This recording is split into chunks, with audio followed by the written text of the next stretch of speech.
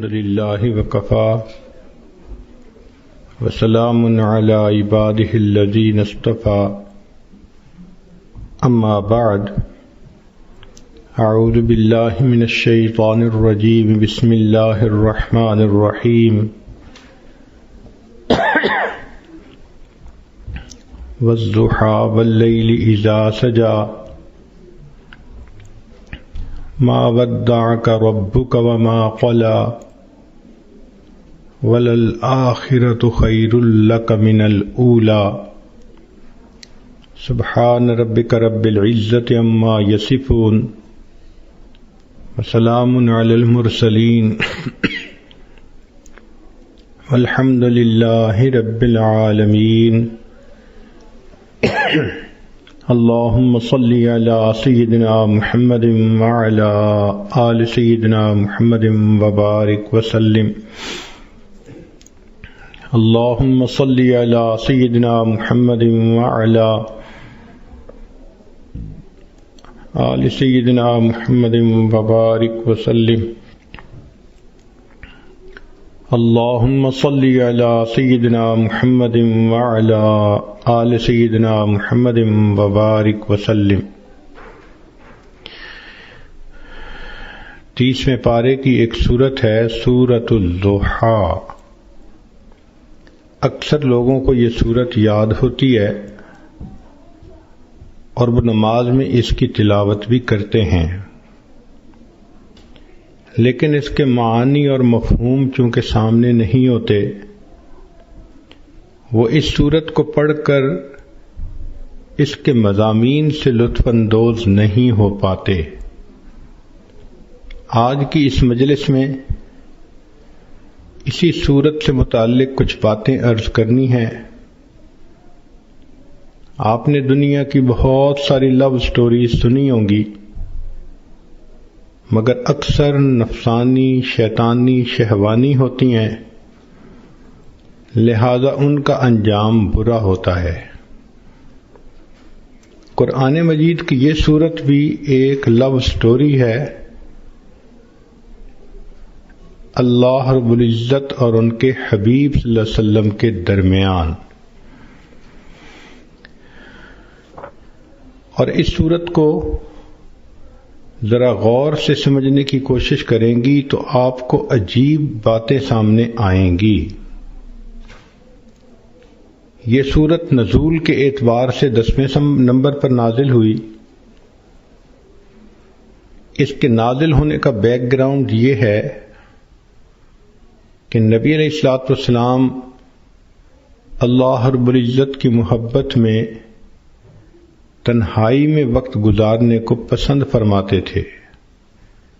چنانچہ بخاری شریف کی روایت ہے، حبب الیہ الخلاء، نبی علیہ الصلوۃ والسلام کو تنہائی سے محبت ہو گئی تھی۔ دستور ہے کہ محبت انسان کو تنہائی پسند بنا دیتی ہے۔ جس کو محبت کا روگ لگ جائے وہ چاہتا ہے کہ میں الگ رہوں، محبوب کی سوچوں میں رہوں، مجھے کوئی ڈسٹرب نہ کرے۔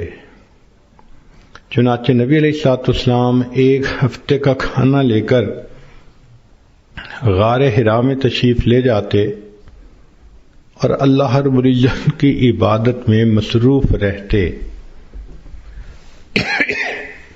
یہ عبادت کا سلسلہ چل رہا تھا کہ ایک دن اللہ رب العزت کی طرف سے جبریل علیہ الصلوۃ والسلام آئے اور ایک پیغام لائے، اقرأ بسم ربک الذی خلق۔ یہ باقاعدہ اظہار محبت کا پہلا موقع تھا کہ پروردگار عالم نے اپنے حبیب صلی اللہ علیہ وسلم سے ہم کلامی فرمائی۔ پھر نبی علیہ الصلوۃ والسلام کو یہ حکم ملا کہ آپ جائیے اور لوگوں کے سامنے میری وحدانیت کو بیان کیجیے۔ نبی علیہ الصلوۃ والسلام مکہ مکرمہ تشریف لائے اور وہاں آ کر آپ صلی اللہ علیہ وسلم نے اللہ تعالی کی وحدانیت کا تذکرہ فرمایا، چونکہ مکہ مکرمہ میں مشرکانہ ماحول تھا، بیت اللہ شریف کے اندر 360 بت رکھے ہوئے تھے، تو اس ماحول میں توحید کی بات ایک اجنبی سی بات معلوم ہوتی تھی۔ جب یہ بات شروع ہو گئی تو نیک روحیں جو تھیں انہوں نے اس بات کو قبول کیا اور چند لوگوں نے کلمہ پڑھ لیا، مگر مکہ مکرمہ کی جو اکثریت تھی وہ دشمنی پر تل گئی۔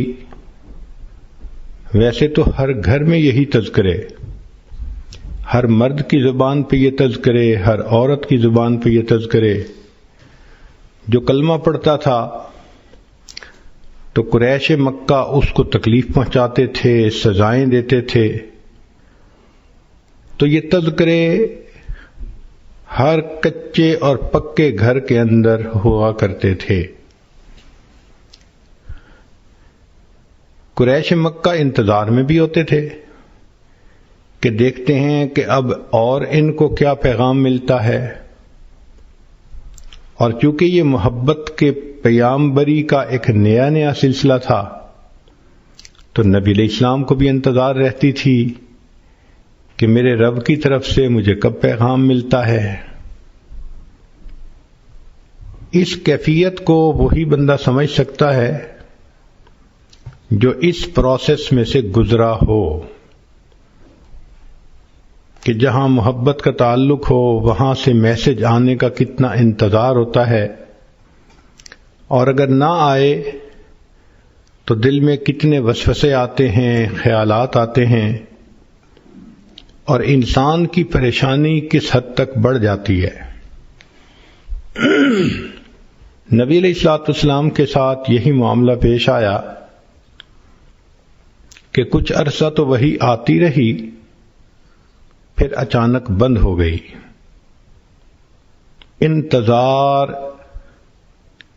انتظار مگر کوئی پیغام نہیں آتا، تو جب انتظار کی گھڑیاں لمبی ہو جائیں تو دل بے قرار ہوتا ہے۔ اللہ کے حبیب صلی اللہ علیہ وسلم کا دل مغموم ہے، سوچ میں ہے کہ اللہ رب العزت کی طرف سے اب کیوں پیغام نہیں آ رہا، ظاہرہ کوئی وجہ بھی سمجھ میں نہیں آ رہی۔ اب ایک غمزدہ دل کے سامنے کوئی تانے کی بات کر دی جائے تو غم اور زیادہ ہو جاتا ہے۔ چنانچہ اللہ کے حبیب صلی اللہ علیہ وسلم کے ساتھ یہی ہوا کہ جب کئی دن گزر گئے وحی کے بغیر تو قریش مکہ نے یہ کہنا شروع کر دیا، قد ودعک ربک، ہمیں لگتا ہے کہ تجھے تیرے رب نے چھوڑ دیا، معاذ اللہ۔ اب یہ بات نبی علیہ الصلوۃ والسلام کے دل پر ایک چوٹ لگا گئی۔ انسان سب کچھ برداشت کر سکتا ہے، محبت کا تانا برداشت کرنا بہت مشکل ہوتا ہے۔ چنانچہ ایک مرتبہ اللہ کے حبیب صلی اللہ علیہ وسلم دار ارقم میں تھے، کسی وجہ سے دروازہ کھلا تو آپ کی چچی ام جمیل سامنے سے گزری۔ اس نے جب نبی علیہ الصلوۃ والسلام کو بیٹھے دیکھا تو طعنہ دینے لگی کہ اے محمد صلی اللہ علیہ وسلم، جو شیطان تجھے وحی کرتا تھا وہ تجھ سے روٹھ گیا ہے۔ زخم پر جب زخم لگتا ہے تو دکھ بہت زیادہ ہو جاتا ہے۔ تو اللہ کے حبیب صلی اللہ علیہ وسلم کا دل پہلے مغموم تھا، اس عورت کی بات نے جلتی پہ تیل کا کام کر دیا۔ محبوب صلی اللہ علیہ وسلم کا دل بھر آیا۔ آپ نے دل میں سوچا، اللہ، ان لوگوں نے مجھے ساحر کہا، برداشت کر لیا، مجنون کہا میں نے برداشت کر لیا، دیوانہ کہا میں نے برداشت کر لیا، مگر مجھ سے یہ جملہ تو برداشت نہیں ہوتا کہ آپ نے مجھے چھوڑ دیا۔ اے کریم، غار حرا میں اقرأ بسم ربک الذی خلق کے ذریعے محبت کی تار تو آپ نے جوڑی تھی، اب کیوں مجھے تنہا کر دیا کہ لوگوں کے طعنے سننے پڑ گئے؟ محبوب صلی اللہ علیہ وسلم کی مبارک آنکھوں میں آنسو ہیں، اور آپ نے اس کرب کی کیفیت میں آسمان کی طرف جو دیکھا تو رب کریم کی طرف سے جبریل علیہ السلام پیغام لے کر آ گئے۔ یہ سورت نازل ہوئی والضحیٰ واللیل اذا سجا۔ ان کی پہلی دونوں آیتوں میں اللہ رب العزت نے قسمیں کھائی ہیں۔ عام دستور یہی ہے کہ جب محبوب کسی وجہ سے روٹھ جائے، اس کو تسلی دینے کے لیے محب کو قسمیں کھانی پڑتی ہیں، یقین دلانا پڑتا ہے۔ ذرا غور کیجئے محب اور محبوب کی کیا باتیں ہیں کہ رب کریم ارشاد فرماتے ہیں والضحیٰ، دن کی روشنی کی قسم، واللیل اذا سجا، رات جب چھا جاتی ہے اس کی تاریکی کی قسم۔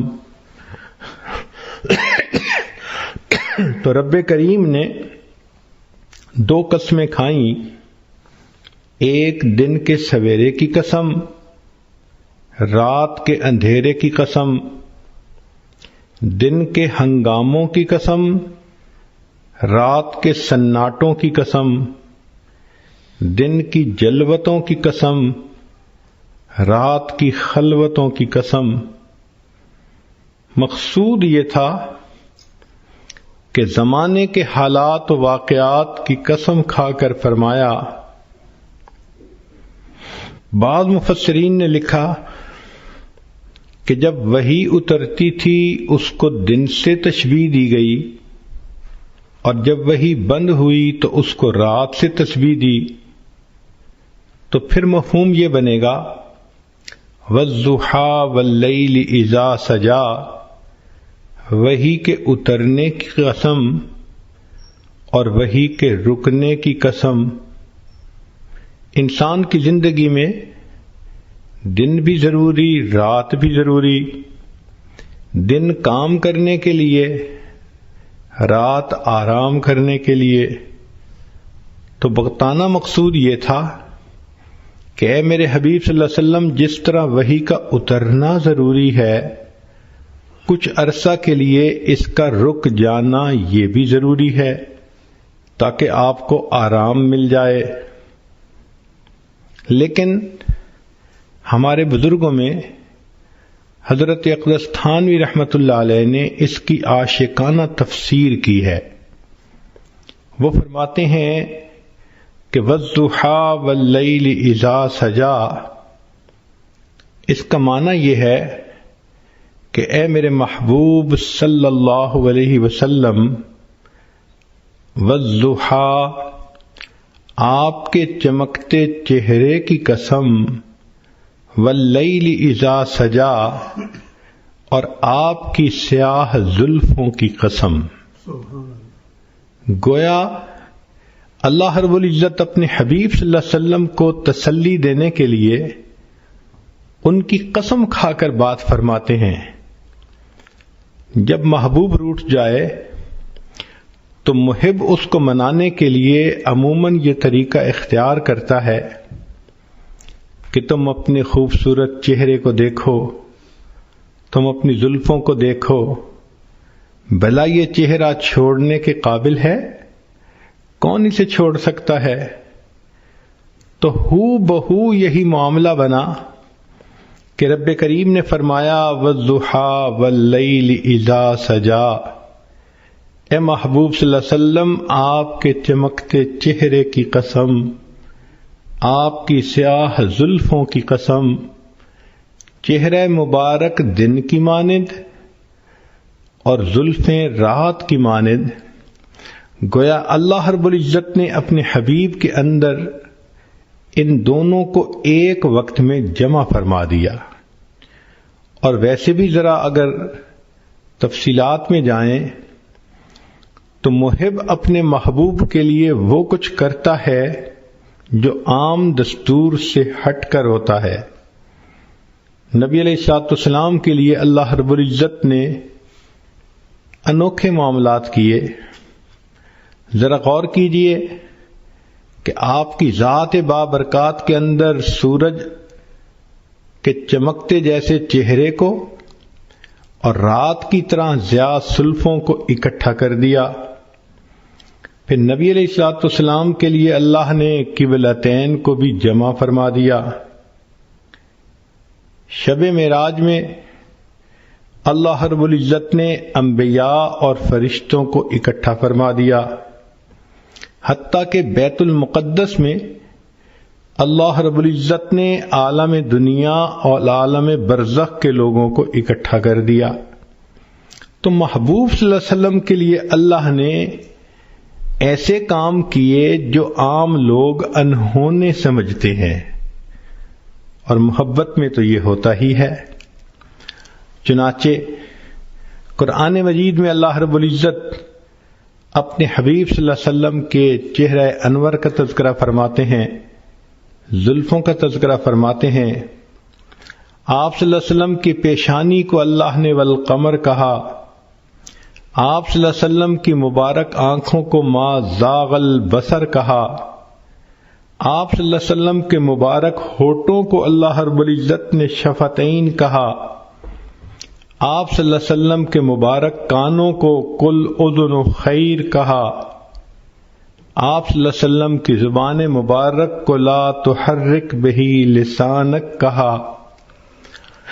یوں معلوم ہوتا ہے کہ اللہ رب العزت نے اپنے حبیب صلی اللہ علیہ وسلم کے قرآن میں جا بجا تذکرے فرما دیے۔ چنانچہ اس سورت کی یہ پہلی 2 آیتیں قسم کھا کر بات کی گئی، وَالضُّحَىٰ وَاللَّيْلِ إِذَا سَجَىٰ۔ یہاں پر ایک بات ذہن میں رکھیں کہ نبی علیہ الصلوۃ والسلام نے ارشاد فرمایا، من سجد لغیر اللہ فقد اشرک، جس نے غیر اللہ کو سجدہ کیا اس نے شرک کیا۔ ایک حدیث پاک میں فرمایا، من حلف لغیر اللہ فقد اشرک، جس نے غیر اللہ کی قسم کھائی اس نے شرک کیا۔ جس طرح بعض عورتیں اپنی لا علمی کی وجہ سے بیٹے کی قسم کھا لیتی ہیں، یا کچھ مرد عورت کی محبت میں گرفتار ہو کر اس کی قسم کھا لیتے ہیں، تیری قسم، تیرے سر کی قسم، بیٹے کی قسم، شریعت نے ان تمام قسموں کا کھانا منع کر دیا کہ قسم فقط ہم اللہ کے نام کی کھا سکتے ہیں، لیکن خود رب کریم نے اپنے حبیب صلی اللہ علیہ وسلم کی قسم کھائی، اس لیے کہ اللہ رب العزت کو اختیار ہے کہ وہ جو چاہے کرے۔ ذرا غور کیجئے کہ اللہ رب العزت نے نبی علیہ السلام کی عمر کی قسم کھائی، لَعَمْرُکَ، نبی علیہ الصلوۃ والسلام کے شہر کی قسم کھائی، لا اقسم بہذا البلد وانت حل بہذا البلد، اللہ رب العزت نے نبی علیہ السلام کے زمانے کی قسم کھائی، والعصر، نسبتوں کی قسم کھائی، فلا وربک، لیکن اللہ تعالیٰ نے مخلوق کو منع کر دیا کہ تم کسی کی قسم نہیں کھا سکتے۔ تو مفسرین نے اس میں نکتہ لکھا کہ جس طرح اللہ رب العزت اپنی وحدانیت میں وحدہ لا شریک ہے، تو اللہ رب العزت نے اپنے حبیب صلی اللہ علیہ وسلم کو یہ شان عطا فرمائی کہ اے میرے حبیب صلی اللہ علیہ وسلم، آپ محبوبیت میں وحدہ لا شریک ہیں، میں آپ کی تو قسم کھا رہا ہوں، لیکن آج کے بعد کوئی بندہ اپنے محبوب کی قسم نہیں کھا سکتا۔ یہ شرف فقط اللہ نے اپنے حبیب صلی اللہ علیہ وسلم کو عطا فرمایا کہ جیسے آپ میری وحدانیت میں شرک کو برداشت نہیں کر سکتے، میرے حبیب صلی اللہ علیہ وسلم میں آپ کی محبت میں بھی شرک کو برداشت نہیں کرتا۔ چنانچہ آپ کی قسم تو میں نے کھائی ہے تاکہ آپ کی فضیلت بیان ہو، لوگوں کو منع کر دیا کہ تم اپنے محبوبوں کی قسمیں نہیں کھا سکتے۔ چنانچہ فرمایا وَالضُّحَىٰ وَاللَّيْلِ إِذَا سَجَىٰ، آپ کے چمکتے چہرے کی قسم، آپ کی سیاہ زلفوں کی قسم، سوچو تو صحیح بھلا ایسا چہرہ چھوڑنے کے قابل ہو سکتا ہے؟ لہذا فرمایا ما ودعک ربک وما قلا، آپ تیرے رب نے تجھے چھوڑا بھی نہیں اور تیرے رب نے تجھ سے منہ موڑا بھی نہیں۔ عام طور پہ دنیا میں محب محبوب کے درمیان جدائی کے دو اسباب ہوتے ہیں۔ پہلا سبب یہ ہوتا ہے کہ حالات ہی ایک دوسرے کو جدا کر دے، اور دوسرا سبب یہ ہوتا ہے کہ کسی بات پہ دونوں میں ناراضگی ہو جائے اور دونوں الگ ہو جائیں۔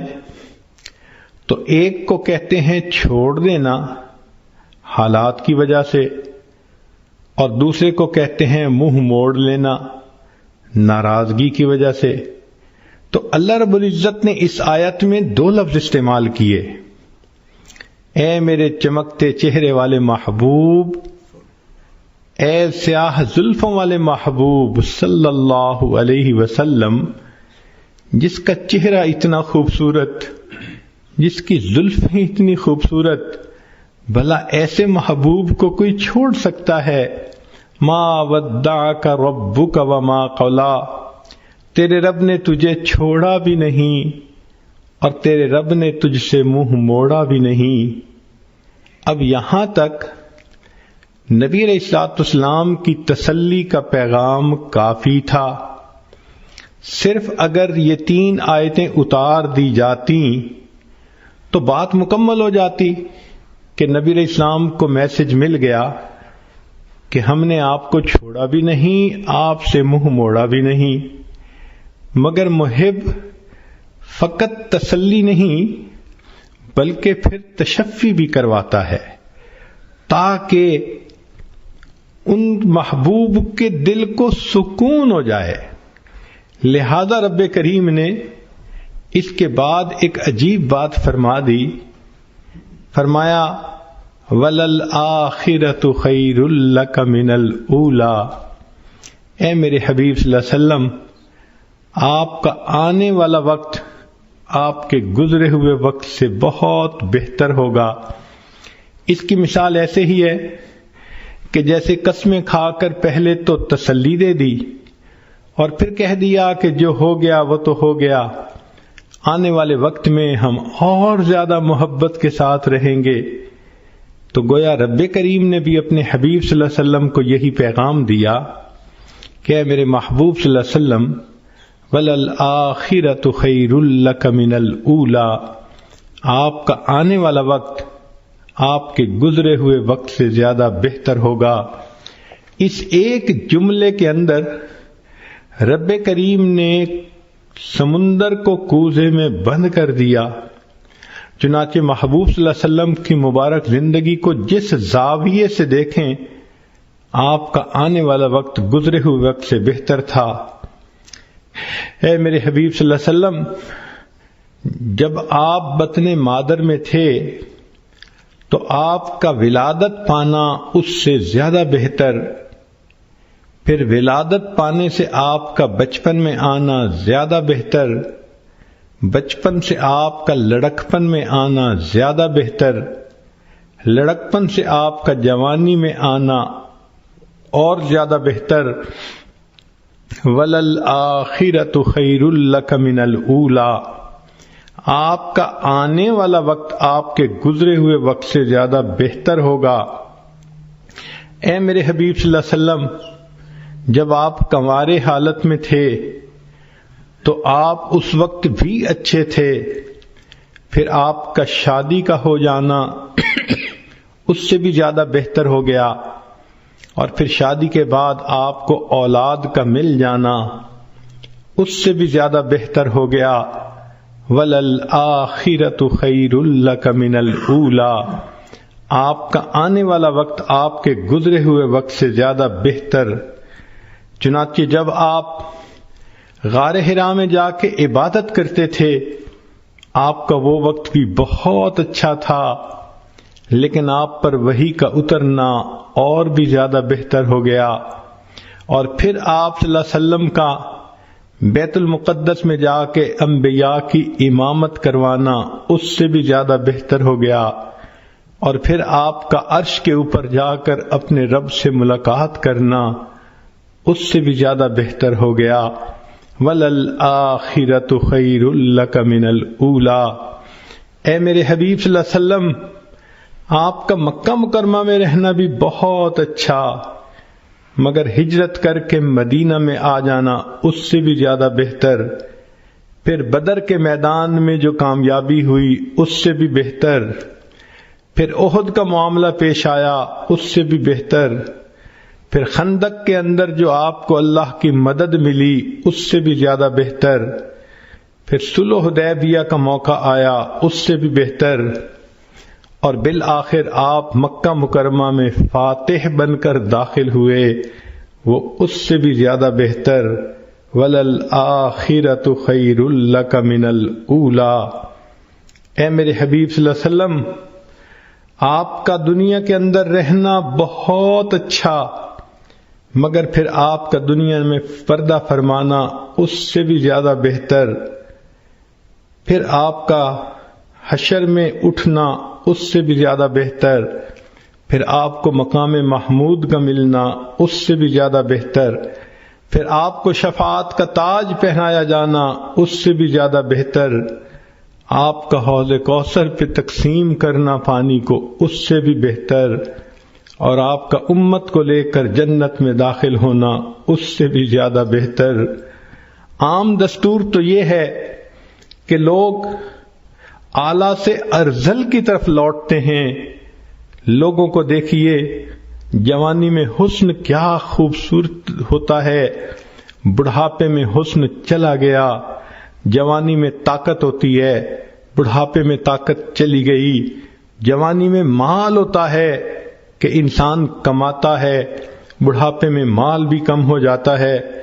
تو عام آدمی کا دستور تو یہی ہے کہ حسن بھی کم ہو گیا، مال بھی کم ہو گیا، طاقت بھی کم ہو گئی، چاہنے والے بھی کم ہو گئے، تو عام انسان حتی یرد الی ارذل العمر، وہ اپنے ارذل کی طرف لوٹتا ہے، اعلیٰ ہوتا ہے، ارذل کی طرف لوٹ جاتا ہے۔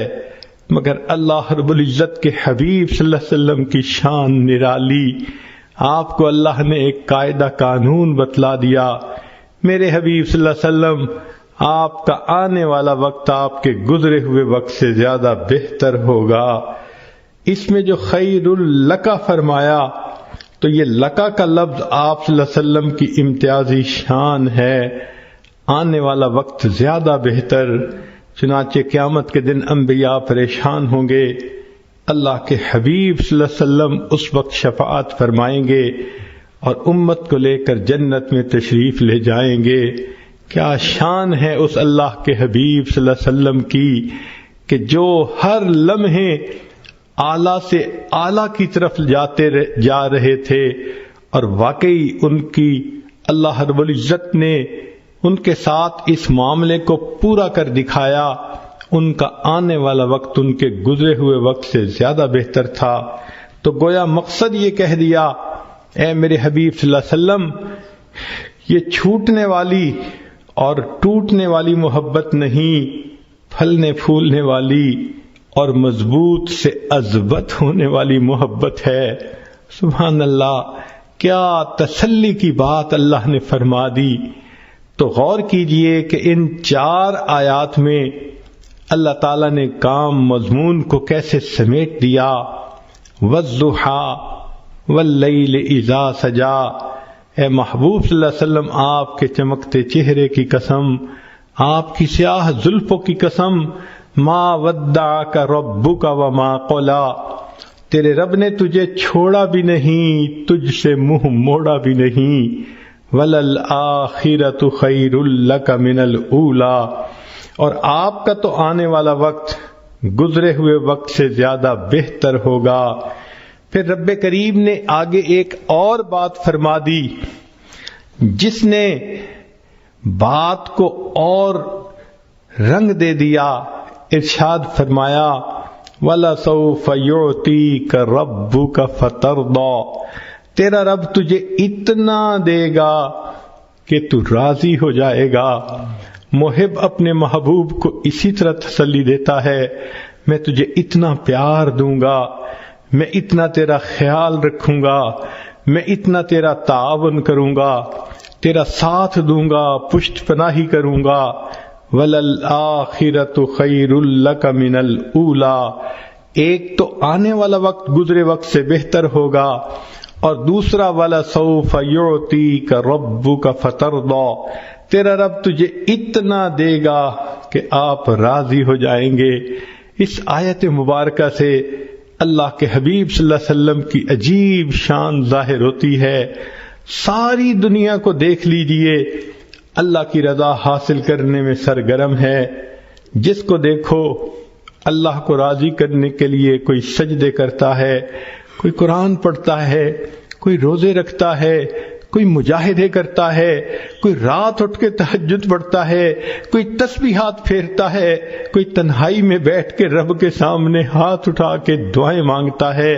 جس مرد کو دیکھو، جس عورت کو دیکھو، ہر کوئی اللہ کی رضا چاہتا ہے۔ اللہ ہم آپ کو راضی کرنے کے لیے چاہتے ہیں۔ انبیاء کرام کی زندگیوں کو دیکھو، آدم علیہ السلام نے کہا ربنا ظلمنا انفسنا، اس لیے کہ وہ اللہ کی رضا چاہتے تھے۔ نوح علیہ السلام نے طوفان کی حالت میں اللہ کی رضا مانگی، یونس علیہ السلام نے مچھلی کے پیٹ میں اللہ کی رضا مانگی، ایوب علیہ السلام نے بیماری کی حالت میں اللہ کی رضا مانگی، ابراہیم علیہ السلام نے اپنے بچوں کو، بیوی کو ایک وادی غیر ذی زرع میں چھوڑ کر اس سے اللہ کی رضا مانگی، یوسف علیہ السلام نے جیل میں جا کر مشقتیں اٹھا کر اللہ کی رضا مانگی، یعقوب علیہ السلام نے بیٹے کی جدائی پہ صبر کیا، اللہ کی رضا مانگی، موسیٰ کلیم اللہ نے کوہ طور پہ جا کر اللہ کی رضا مانگی۔ جس کسی کو دیکھو اللہ کی رضا کا طلبگار ہے۔ سبحان اللہ، اللہ کے حبیب صلی اللہ علیہ وسلم کی کیا شان ہے۔ اللہ فرما رہے ہیں وَلَسَوْفَ يُعْطِيكَ رَبُّكَ فَتَرْضَىٰ، میرے محبوب صلی اللہ علیہ وسلم رب تجھے اتنا دے گا کہ تو راضی ہو جائے گا۔ آج ولی کو دیکھو، ابدال کو دیکھو، کسی قطب کو دیکھو، غوث کو دیکھو، ہر کوئی اللہ کی رضا کا طلبگار ہے۔ آج کسی قاری کو دیکھو، حافظ کو دیکھو، عالم کو، مجتہد کو، محدث کو، ہر کوئی اللہ کی رضا کا طلبگار ہے۔ آج کے دور میں ہر امیر، ہر غریب، ہر گولا اور کالا، ہر عربی اور اجمی، ہر مرد اور عورت اللہ کی رضا کے طلبگار ہیں، مگر اللہ رب العزت فرماتے ہیں میرے محبوب صلی اللہ علیہ وسلم پوری کائنات میری رضا کی طلبگار، اور میں پروردگار تجھے راضی کرنے کا طلبگار۔ وَلَسَوْفَ يُعْطِيكَ رَبُّكَ فَتَرْضَىٰ، تیرا رب تجھے اتنا دے گا کہ تو راضی ہو جائے گا۔ محبوب آپ کی مراد کو میں پورا کروں گا، اور اللہ رب العزت نے واقعی ایسا کر کے دکھا دیا۔ چنانچہ محبوب صلی اللہ علیہ وسلم نے انگلی کا اشارہ کیا، اللہ نے چاند کو دو ٹکڑے کر کے دکھا دیا۔ محبوب صلی اللہ علیہ وسلم کے ہاتھ اٹھتے ہیں، اللہ بارش برسا دیتے ہیں۔ محبوب صلی اللہ علیہ وسلم کی زبان سے ابو ہریرہ لانو کی والدہ کی ہدایت کی دعا نکلتی ہے۔ ابو ہریرہ لانو کے پہنچنے سے پہلے اللہ ان کی والدہ کو ہدایت دے دیتے ہیں۔ محبوب صلی اللہ علیہ وسلم کعبہ کی چوکھٹ پکڑ کے دعا مانگتے ہیں، اللہ عمر لانوں کو ایمان کی سعادت دے دیتے ہیں۔ محبوب صلی اللہ علیہ وسلم کی انگلیوں سے اللہ تعالیٰ پانی کے چشمے جاری فرما دیتے ہیں۔ گویا بتلانا یہ مقصود تھا، اے میرے محبوب دیکھو ساری کائنات میری رضا چاہتی ہے اور میں آپ کو اپنا محبوب بنا چکا، لہذا میں آپ کو اتنا دوں گا، وَلَسَوْفَ يُعْتِيكَ رَبُّكَ فَتَرْضَىٰ، کہ آپ راضی ہو جائیں گے۔ محبوب جو تیری پسند ہوگی وہ میری پسند ہوگی، جو تیرا ہے وہ میرا ہے، جو تیرا نہیں وہ میرا نہیں۔ اس لیے ہمارے اکابر یہ کوشش کرتے تھے مدینہ طیبہ میں جا کر دفن ہونا نصیب ہو جائے تاکہ محبوب کا قرب نصیب ہو۔ ذرا غور کیجئے اللہ نے اپنے حبیب صلی اللہ علیہ وسلم کی تمناؤں کو کیسے پورا کیا۔ ایک نماز 4 رکعت کی ہے، 2 رکعت پڑھی، اللہ رب العزت نے نماز کے ختم ہونے کا انتظار نہیں کیا، عین دوران نماز میں وحی فرما دی، اب آپ کے لیے قبلہ کو ہم نے تبدیل کر دیا گیا۔ چنانچہ نبی علیہ الصلوۃ والسلام نے 2 رکعت پہلے قبلے کی طرف پڑھیں اور دوسری رکعت دوسرے قبلے کی طرف پڑھیں۔ سبحان اللہ، جب نبی علیہ الصلوۃ والسلام کو اللہ نے راضی کرنے کا فیصلہ فرما دیا تو محبوب کی امت کے لیے یہ بہت بڑی خوشخبری ہے۔ نبی علیہ الصلوۃ والسلام پر جب یہ آیت اتری تو محبوب صلی اللہ علیہ وسلم نے فرمایا کہ اللہ تعالیٰ نے فرمایا ہے میں تجھے راضی کر دوں گا۔ فرمایا میں اس وقت تک راضی نہیں ہوں گا جب تک میرا آخری امتی بھی جنت میں داخل نہیں ہو جائے گا۔ یہ کتنی بڑی خوشخبری ہے امت کے لیے کہ رب کریم نے اپنے محبوب صلی اللہ علیہ وسلم کو راضی کرنے کا وعدہ فرما لیا اور محبوب صلی اللہ علیہ وسلم نے بتلا دیا میں اس وقت تک راضی نہیں ہوں گا جب تک کہ میرا آخری امتی بھی جنت میں نہیں چلا جائے گا۔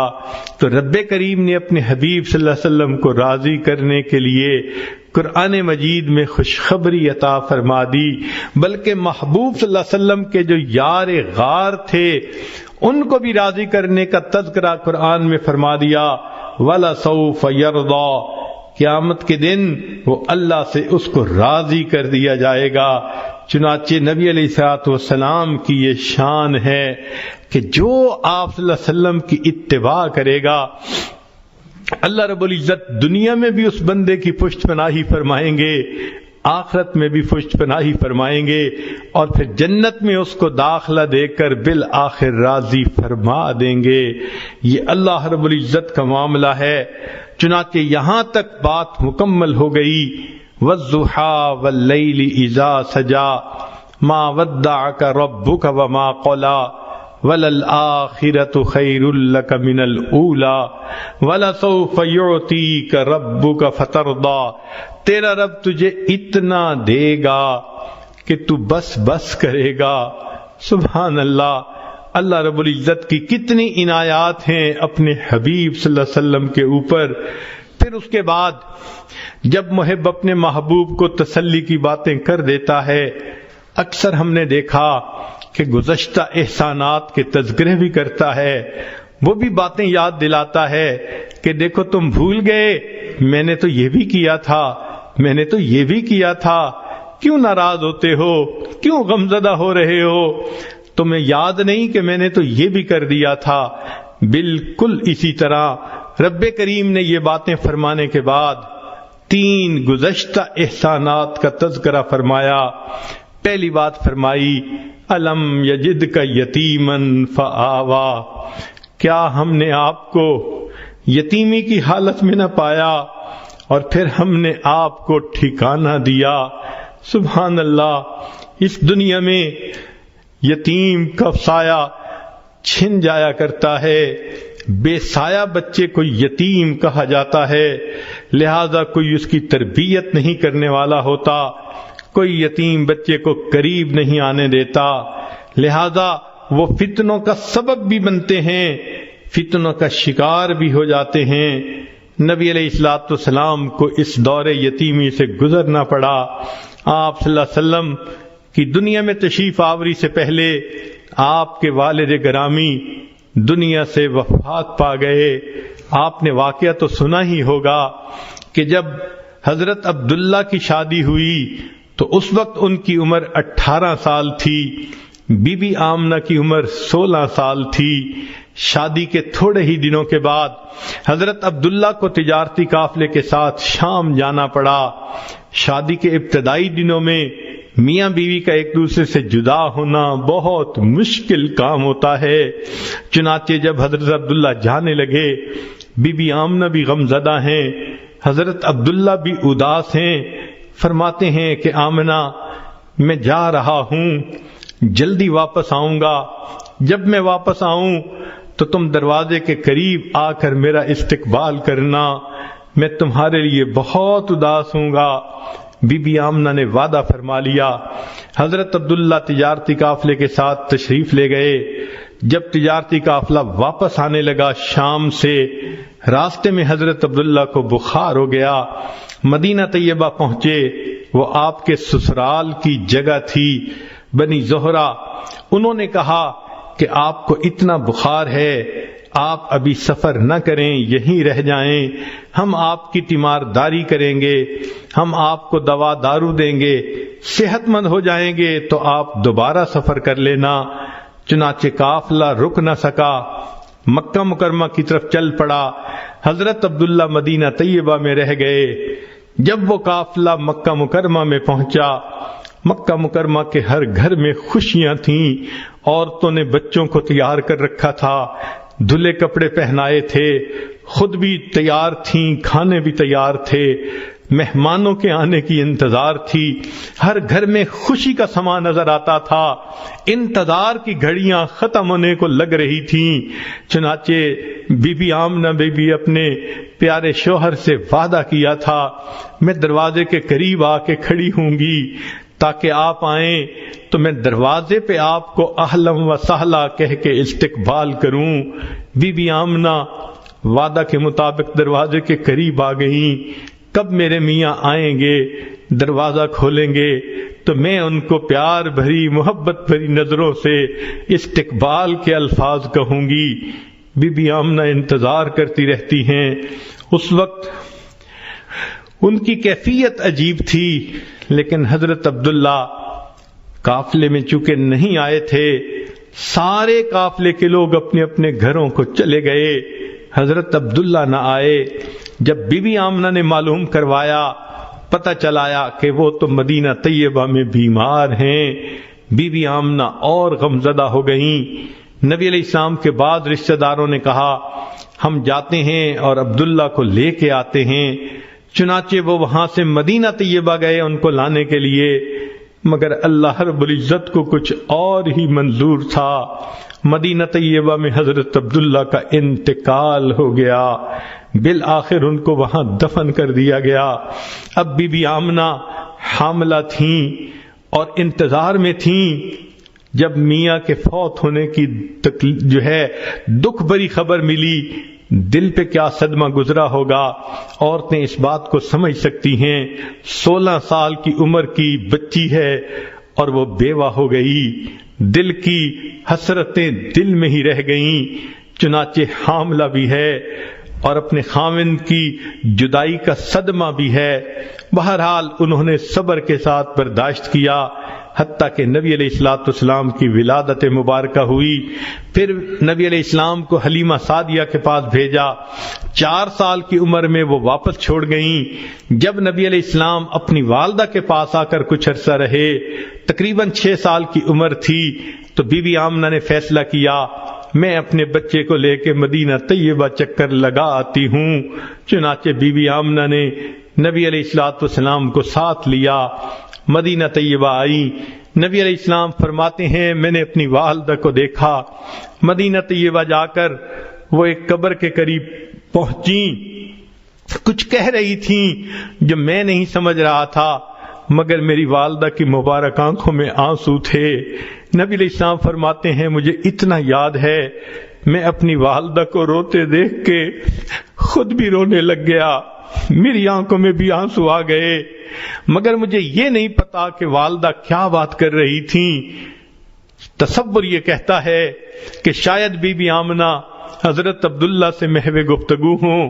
عبداللہ، آپ نے وعدہ کیا تھا میں آ جاؤں گا، میں اتنے سال انتظار کرتی رہی، آپ لوٹ کر نہیں آئے، آپ مجھے ایک امانت دے کر گئے تھے، دیکھو اللہ نے کتنا خوبصورت بیٹا عطا کیا، کاش اس بیٹے کے چمکتے چہرے کو آپ دیکھتے، آپ کو پتہ چلتا اللہ نے کیا حسن و جمال اس کو عطا کر دیا ہے۔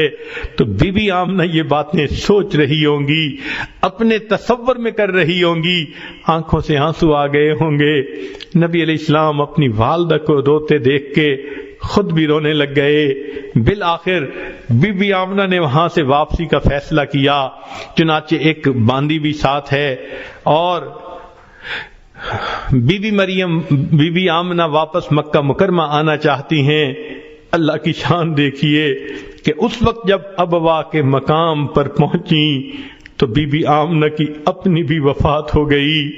نبی علیہ الصلوۃ والسلام کے دل پہ دیکھیے کیا کیا صدمے پا رہے ہیں۔ والد پہلے وفات پا چکے، آج والدہ کا سایہ بھی چلا گیا، اکیلے ہیں۔ چنانچہ ام ایمن نے یا جو بھی اس وقت آپ کے پاس باندھی تھی آپ کی خبر گیری کی، وہ آپ کو لے کر مکہ مکرمہ کی طرف آئی۔ کہتے ہیں کہ عبد المطلب اس وقت بہت اداس تھے اپنے پوتے کو دیکھنے کے لیے، انتظار میں تھے کہ اب تو میری بہو آئے گی۔ روزانہ مکہ مکرمہ سے باہر نکل کر مدینہ کے راستے پہ بیٹھ کے انتظار کیا کرتے تھے، کوئی آنے والا مجھے خبر دے کہ میری بہو آ رہی ہے، میرا پوتا آ رہا ہے، مگر اطلاع نہ ملا کرتی تھی۔ ایک دن انتظار میں بیٹھے ہوئے تھے، چنانچہ اس نے دیکھا کہ جو باندی ساتھ گئی تھی وہ آ رہی ہے۔ جب قریب پہنچی تو اس وقت عبد المطلب نے پوچھا آمنہ کہاں ہے؟ باندی نے کہا اس بچے کا والد تو پہلے جدا ہو چکا تھا، اس کی والدہ بھی اللہ کو پیاری ہو گئی، اکیلے بچے کو لے کر میں آپ کے پاس آئی ہوں۔ تو حضرت عبد المطلب نے نبی علیہ الصلوۃ والسلام کو سینے سے لگا لیا۔ محبوب صلی اللہ علیہ وسلم کو یہ جدائی برداشت کرنی پڑی، یہ یتیمی کی کیفیت برداشت کرنی پڑی۔ اللہ رب العزت اس بات کا تذکرہ فرماتے ہیں، اے میرے حبیب صلی اللہ علیہ وسلم، الم یجدک یتیما فآوا، ہم نے آپ کو یتیم پایا اور ہم نے آپ کو ٹھکانہ دیا۔ سبحان اللہ۔ پھر فرمایا وَوَجَدَكَ ضَالًّا فَهَدَىٰ، ہم نے آپ کو راستہ بھولا ہوا پایا اور ہم نے آپ کو راستے کی رہنمائی فرمائی۔ مشہور واقعہ ہے، 7 سال کی عمر میں نبی علیہ الصلوۃ والسلام مکہ مکرمہ کی گلیوں میں چلتے چلتے کہیں ایک طرف باہر نکل گئے، راستے کا پتہ نہ چلتا تھا۔ ابو جہل نے دیکھا تو بالآخر اپنی اونٹی پہ بٹھا کے واپس لایا۔ آپ صلی اللہ علیہ وسلم کو اللہ اس واقعے کا تذکرہ فرماتے ہیں، وَوَجَدَكَ ضَالًّا فَهَدَىٰ، آپ راستہ بھول گئے تھے، ہم نے آپ کو واپس گھر آنے کا بندوبست فرما دیا۔ پھر فرمایا وَوَجَدَكَ عَائِلًا فَأَغْنَىٰ، ہم نے آپ کو بستر و سامان پایا اور ہم نے آپ کو غنی کر دیا۔ اے میرے حبیب صلی اللہ علیہ وسلم، خدیجہ کا مال آپ کو غنی بنا گیا، صدیق اکبر کا مال آپ کو غنی بنا گیا، ہم نے آپ کے لیے دیکھیے کیسے انتظام کر دیا۔ تو رب کریم نے پھر اس کے بعد یہ 3 احسانات کا تذکرہ فرمایا، الم یجدک یتیما فآوا، ووجدک ضالا فہدی، ووجدک عائلا فاغنی، اور پھر آخر پر 3 نصیحتیں فرما دیں۔ ایک نصیحت تو یہ فرمائی فَأَمَّا الْيَتِيمَ فَلَا تَقْهَرْ، یتیم کو جھڑکی نہ دیجئے، اس کے ساتھ رف انداز سے بیہیو نہ کیجئے۔ سبحان اللہ۔ نبی علیہ الصلوۃ والسلام چونکہ خود دور یتیمی سے گزر چکے تھے، آپ صلی اللہ علیہ وسلم کو یتیموں سے بہت محبت تھی، اسی لیے حدیث پاک میں ہے کہ ایک مرتبہ نبی علیہ السلام عید کے دن اپنے گھر سے باہر تشریف لائے عید کی نماز پڑھنے کے لیے. گلی میں دیکھا مکہ مکرمہ کے بچے نہائے ہوئے، اچھے کپڑے پہنے، خوشبو لگائے ہوئے، خوب خوش حالت میں آپس میں کھیل رہے ہیں. نبی علیہ السلام قریب سے گزرے، سب نے سلام کیا. محبوب صلی اللہ علیہ وسلم جب آگے بڑھے، دیکھا کہ ایک بچہ اکیلا بیٹھا ہوا ہے، غمزدہ نظر آتا ہے، نہایا دھویا بھی نظر نہیں آتا، کپڑے بھی میلے ہیں، چہرے پہ بھی اداسی ہے. محبوب صلی اللہ علیہ وسلم کے بڑھتے قدم رک گئے. آپ نے اس بچے سے پوچھا، بچے تم کیوں اداس بیٹھے ہو؟ بچے نے جواب دیا، میں یتیم مکہ ہوں، میرے والد فوت ہو گئے، آج میرے لیے کوئی کپڑے لانے والا نہیں. میری والدہ مجھے نہلا دیتی، میری والدہ مجھے کپڑے پہناتی، خوشبو لگاتی، اور میں بھی دوسرے بچوں کے ساتھ کھیلتا. میں بیٹھا اپنے والد کو یاد کر رہا ہوں. نبی علیہ الصلوۃ والسلام نے اس بچے کو کہا، اچھا آؤ تم میرے ساتھ آؤ. نبی علیہ السلام اس بچے کو لے کے اپنے گھر واپس تشریف لائے. عائشہ رضی اللہ تعالی عنہا کو فرمایا، اس بچے کو ذرا نہلا دو. وہ بچہ حسن رضی اللہ عنہ کی عمر کا تھا. عائشہ صدیقہ رضی اللہ عنہا نے اس کو نہلا دیا. اتنے میں نبی علیہ السلام نے پیغام بھیجا فاطمہ الزہرا رضی اللہ تعالی عنہا کی طرف کہ حسن کے اگر کپڑے ہوں تو بھجوا دیجئے. دھلے ہوئے کپڑے آ جاتے ہیں. ام المومنین اس بچے کو وہ کپڑے پہنا دیتی ہیں، خوشبو لگاتی ہیں، بالوں میں کنگھی کر دیتی ہیں. جب وہ بچہ تیار ہوتا ہے تو نبی علیہ السلام اس سے پوچھتے ہیں، تو عید کے دن تیار ہو کے عیدگاہ میں اپنے والد کے ساتھ کیسے جاتا تھا؟ اس نے کہا، میرے والد بیٹھتے تھے، میں ان کے کندھے پہ سوار ہوتا تھا. نبی علیہ السلام یہ سن کر نیچے بیٹھ گئے. بچے کو کہا، آؤ میرے کندھے پہ بیٹھ جاؤ. بچہ خوشی خوشی کندھوں پہ بیٹھ جاتا ہے. نبی علیہ السلام اس بچے کو کندھے پہ بٹھا کے باہر لے جاتے ہیں.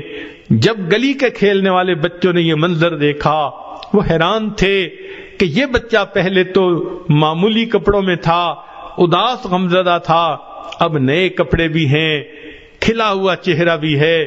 تو انہوں نے اشاروں میں اس بچے سے بات پوچھی، سناؤ کیا معاملہ ہوا؟ بچے نے کہا کہ اللہ کے حبیب صلی اللہ علیہ وسلم نے مجھے بیٹا بنا لیا. سبحان اللہ. جب اس بچے نے یہ اشارہ کیا تو کہتے ہیں کہ جو بچے کھیل رہے تھے ان میں سے ایک نے ٹھنڈی سانس لی، کہنے لگا، کاش میں بھی یتیم ہوتا، اللہ کے حبیب صلی اللہ علیہ وسلم مجھے بھی اپنا بیٹا بنا لیتے. نبی علیہ السلام اس بچے کو لے کے مسجد جو ہے عیدگاہ میں تشریف لاتے ہیں. ممبر پڑا ہوا تھا. نبی علیہ السلام ممبر کے اوپر بیٹھنے لگے. وہ بچہ نیچے بیٹھ گیا. نبی علیہ السلام نے فرمایا، نیچے نہیں، تم آج میرے ساتھ اوپر بیٹھو گے. آپ صلی اللہ علیہ وسلم جہاں پر تشریف فرما تھے، آپ نے اس یتیم بچے کو اپنے ساتھ بٹھا لیا. پھر آپ صلی اللہ علیہ وسلم نے خطبہ دیا. خطبے کے درمیان اس بچے کے سر پہ ہاتھ رکھ کے فرمایا، جو شخص یتیم بچے کے سر پہ ہاتھ رکھتا ہے، ہاتھ کے نیچے جتنے بال ہوتے ہیں اللہ اتنی نیکیاں اس کے نام اعمال میں لکھ دیتا ہے. سبحان اللہ. نبی علیہ السلام کو یتیموں سے بہت محبت تھی، اس لیے فرمایا کہ میں اور یتیم کی کفالت کرنے والا جنت میں اس طرح اکٹھے ہوں گے جیسے دو انگلیاں ایک دوسرے کے ساتھ اکٹھی ہوتی ہیں. تو رب کریم نے فرمایا، فَأَمَّا الْيَتِيمَ فَلَا تَقْهَرْ وَأَمَّا السَّائِلَ فَلَا تَنْهَرْ. اور آپ سائل کو جھڑکی نہ دیجیے. رب کریم چاہتے ہیں کوئی بھی سوال کرنے والا ہو تم اس کا سوال کو پورا کر دیا کرو، اور اگر وہ علم کا سائل ہے، طالب علم ہے، تو استاد کے اوپر اس کا حق اور بھی زیادہ ہوتا ہے. لہذا مفسرین نے لکھا ہے اس آیت مبارکہ کی وجہ سے اساتذہ کو چاہیے کہ اپنے شاگردوں پر بہت مہربان ہوں، اپنے شاگردوں پر بہت قربان ہوں کہ رب کریم نے ان کی سفارش فرمائی، وَأَمَّا السَّائِلَ فَلَا تَنْهَرْ. سوالی کو انکار نہ کرو. عجیب بات ہے کہ جو شخص روٹی کا طلبگار ہو، اگر کسی گھر سے آ کے روٹی کا سوال کرے اور کوئی اس سائل کو روٹی دے دے، حدیث پاک میں ہے 3 بندوں کے گناہوں کی مغفرت ہو جاتی ہے۔ جس بندے نے رزق کمایا اس کی بھی مغفرت ہو گئی، جس عورت نے کھانا بنایا اس کی بھی مغفرت ہو گئی، اور جس نے وہ روٹی لے کر سائل تک پہنچائی اس نوکر کی بھی مغفرت ہو گئی۔ قربان جائیں اس پروردگار پر کہ جو اس عمل پر مالکوں کی تو مغفرت فرماتا ہی ہے، ان کے نوکروں اور خادموں کی بھی مغفرت فرما دیتا ہے۔ اور حدیث پاک میں یہ بھی آیا کہ ایک علم کا سائل ہوتا ہے، جیسے کلاس روم میں بیٹھ کے استاد سے علم کا سوال پوچھنا، تو فرمایا اس پر اللہ رب العزت 4 بندوں کی مغفرت فرماتے ہیں۔ سب سے پہلے سوال پوچھنے والے کی مغفرت ہو جاتی ہے، پھر دوسری بات استاد جو جواب دیتا ہے اس کی بھی اللہ مغفرت فرما دیتے ہیں، اور تیسری بات کہ جو اس کے کلاس فیلوز بیٹھے ہوتے ہیں، مجمع ہوتا ہے، اللہ ان کی بھی مغفرت فرما دیتے ہیں، اور چوتھی بات کہ جو لوگ اس کلاس کے قیام کا سبب بنتے ہیں، معاونین ہوتے ہیں مدارس کے، اگرچہ وہ کاروباری لوگ ہوتے ہیں، اپنے گھروں میں بیٹھے ہوتے ہیں، مگر وہ اس کلاس کے لیے پیسہ خرچ کرتے ہیں، استاد کی تنخواہ دیتے ہیں، شاگردوں کے کھانے پینے کا انتظام کرتے ہیں، تو فرمایا کہ وہ محبت کرنے والے، تعاون کرنے والے اگرچہ اپنے گھروں میں بیٹھے ہوں گے، اللہ ان کی بھی مغفرت فرما دیتے ہیں۔ تو علم کا سوال اللہ رب العزت کو اتنا پسند، 3 نصیحتیں فرمائیں، فَأَمَّا الْيَتِيمَ فَلَا تَقْهَرْ وَأَمَّا السَّائِلَ فَلَا تَنْهَرْ، اور آخر پر کہا وَأَمَّا بِنِعْمَةِ رَبِّكَ فَحَدِّثْ، اور آپ پر جو اپنے رب کی نعمتیں ہیں آپ خوب کھول کھول کر ان کو بیان فرمائیے، یعنی زبان فیض ترجمان سے قرآن کی نعمت کو بیان کیجئے، اور لوگوں کو قریش مکہ کو کھول کھول کر بتا دیجئے ما ودعک ربک وما قلا، تیرے رب نے تجھے چھوڑا بھی نہیں، تجھ سے منہ موڑا بھی نہیں۔ چنانچہ نبی علیہ الصلوۃ والسلام کے دل کو کامل تسلی مل گئی، اور اس صورت نے محبوب صلی اللہ علیہ وسلم کے غم کو ختم کر دیا۔ آج اس پورے بیک گراؤنڈ کے ساتھ جب آپ اس سورت کو نماز میں پڑھا کریں گی تو آپ کو نبی علیہ السلام کی کیفیت کا بھی اندازہ ہوگا، کتنے ابتدا میں غم زدہ تھے، اور آپ کو یہ بھی پتہ چل گیا ہوگا کہ محبوب اپنے محب کو کیسے تسلیاں دیتا ہے، کیسے آنے والے وقت کے وعدے کرتا ہے، کیسے اس کی مرادیں پورے کرنے کی خوشخبریاں دیتا ہے، اور پھر کیسے اس کو نصیحت کرتا ہے۔ تو یہ پوری سورت اللہ رب العزت اور آپ کے حبیب صلی اللہ علیہ وسلم کی محبت کا مضمون بیان کرتی ہے۔ اس میں جہاں نبی علیہ السلام کے لیے تسلی تھی، وہاں پر جو نبی علیہ الصلوۃ والسلام کے نائب علماء، عالمات، فاضلات اس دنیا میں دین کا کام کرنے والے ہیں، ان کے لیے بھی بڑی خوشخبری ہے۔ سب سے پہلی خوشخبری، ان دین کا کام کرنے والوں کو لوگ تانے دیتے ہیں، دنیا نے تمہیں چھوڑ دیا، کوئی تمہارے ساتھ نہیں، ان کو تسلی رکھنی چاہیے، دنیا نے چھوڑ دیا، دین کا کام کرنے والے کو رب کبھی نہیں چھوڑے گا، اس کا وعدہ ہے ما ودعک ربک وما قلا، میرے حبیب صلی اللہ علیہ وسلم تیرے رب نے تجھے چھوڑا بھی نہیں، تجھ سے منہ موڑا بھی نہیں۔ چنانچہ آپ صلی اللہ علیہ وسلم کے جو وارث ہوں گے ان کے ساتھ بھی یہی وعدہ پورا ہو کر رہے گا، نہ اللہ ان کو چھوڑے گا، نہ اللہ ان سے منہ موڑے گا۔ وَلَلْآخِرَةُ خَيْرٌ لَكَ مِنَ الْأُولَى، جیسے نبی علیہ السلام کو اللہ نے یہ وعدہ فرما دیا، آپ غور کیجئے اللہ والوں کے ساتھ بھی یہی معاملہ ہوتا ہے، جو دین کا کام کر رہے ہوتے ہیں ان کا آنے والا دن ان کے گزرے ہوئے دن سے زیادہ بہتر ہوتا ہے، ان کے فیض کو اللہ بڑھا دیتے ہیں، ان کے افادیت کو اللہ بڑھا دیتے ہیں، ان سے محبت کرنے والوں کو اللہ بڑھا دیتے ہیں، اور دنیا میں ان کی خیر و برکت کو اللہ بڑھا دیتے ہیں۔ ان کے لیے بھی آنے والا وقت ان کے گزرے ہوئے وقت سے بہتر ہوتا ہے۔ اور پھر فرمایا وَلَسَوْفَ يُعْطِيكَ رَبُّكَ فَتَرْضَىٰ، تیرا رب تجھے اتنا دے گا کہ تو راضی ہو جائے گا۔ یہ وعدہ تو نبی علیہ السلام کے ساتھ اللہ رب العزت نے کیا، لیکن جو نبی علیہ السلام کا غلام بن کر دین کا کام کرے گا، بالخصوص آج کے دور میں رب کریم کا یہ وعدہ اس کے ساتھ بھی پورا ہو کر رہے گا۔ اللہ اس کے ساتھ اتنی رحمتیں نازل کرے گا کہ بالآخر موت کے وقت اس کو اپنی رضا عطا کرے گا، اور جس کو رب کی رضا مل گئی فترضا، گویا اس بندے کو اللہ راضی کر دے گا۔ دعا ہے اللہ تعالیٰ آج کے اس دور میں دین کا کام کرنے والوں کو پائے استقامت نصیب فرمائے، ہمتیں عطا فرمائے۔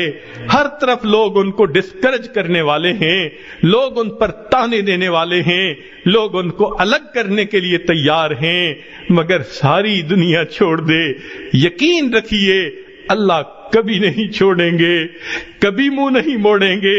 اللہ آنے والے وقت کو گزرے وقت سے بہتر بنائیں گے، اور اللہ بالآخر جب موت کا وقت ہوگا تو اپنے مسکراتے چہرے کا دیدار کروا کر اس اپنے طالب سے راضی ہو جائیں گے اور اس کو بھی راضی فرما دیں گے۔ رب کریم زندگی کے جو باقی ایام ہیں اس میں ہمیں دین کے اوپر جمے رہنے کی توفیق عطا فرمائے۔ وآخر دعوانا ان الحمد للہ رب العالمین۔